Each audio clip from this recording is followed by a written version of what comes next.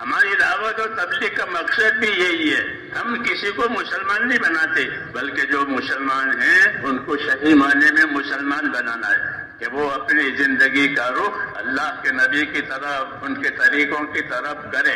ہر نبی کی دعوت میں، ان کی تبلیغ میں فضائل کا علم ہوتا ہے کہ وہ بندوں کو اللہ پر یقین اور اللہ کے وعدے پر چلانا چاہتے ہیں. وہ اپنی طرف سے کچھ نہیں کہتے، یہ ان کا طریقہ کار ہے. اس طریقے سے وہ بندوں کو اللہ کی طرف متوجہ کرتے ہیں کہ وہ اللہ کی قدرت سمجھاتے ہیں کہ دیکھتے نہیں ہو اللہ نے اکیلے نے یہ سارا بنایا ہے اور سارا چلا رہا ہے، اس کا کوئی شریک نہیں ہے اور اس کا کوئی مد مقابل بھی نہیں ہے. دونوں باتیں نہیں ہے. اللہ کا کوئی جسم بھی نہیں، ضد بھی نہیں. اللہ کی مبارک ذات بری اور پاک ہے. ضد کہتے ہیں مقابل طاقت کو، جیسے آگ اور پانی، اور جنس کہتے ہیں موافقت طاقت کو، جیسے ایک آنکھ دوسرے آنکھ کے لیے. تو ایسی کوئی طاقت اللہ کے ساتھ نہیں ہے. اللہ اپنے تمام طاقتوں کے ساتھ اکیلا ہے کہ اللہ تعالیٰ بادشاہ ہے، ملک ہے، لیکن اس کی بادشاہت انسانوں اور جناتوں کی اطاعت کی وجہ سے نہیں ہے. جیسے حاکم کی حکومت رعیت کی وجہ سے ہے، رعیت الٹ گئی تو اس کی حکومت الٹ گئی. حاکم کی حکومت رعایا کی وجہ سے ہے.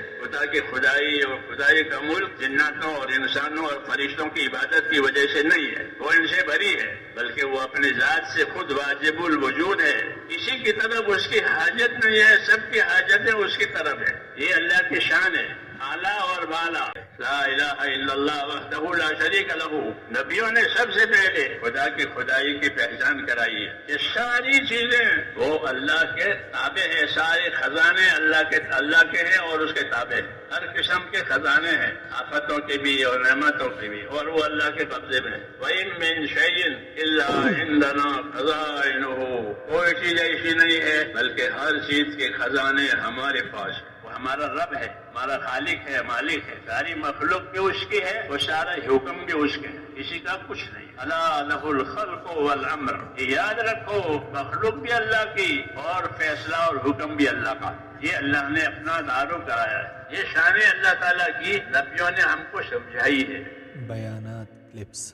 تاکہ اللہ تعالیٰ پر جس طرح ہمارا ایمان ہے اس طرح اللہ تعالیٰ سے محبت بھی ہو جائے. جو ایمان والے ہیں وہ تو اللہ کی محبت میں بڑے تیز ہیں، بڑے سخت ہیں کہ وہ اللہ کی بات محبت سے مانتے ہیں. اس لیے کہتے ہیں اپنے اللہ سے محبت کرو اور محبت کے ساتھ اللہ کی اطاعت کرو. یہ اصل مسئلہ ہے کہ اس کے بندے بن کر، اس کے تابع دار بن کر زندگی گزارے. اطاعت یہ دعوت ہے. تو اصل دعوت جو ہے وہ اللہ کی اطاعت کی. جب کبھی ہم نے زمین پر کوئی رسول بھیجا ہے اللہ کہتے ہیں تو کسی اور کام کے لیے نہیں، بلکہ صرف اس کام کے لیے کہ وہ نبی اللہ کے بندوں کو ان کی ذمہ داری سمجھا کر اللہ کی اطاعت پر قائم کرے.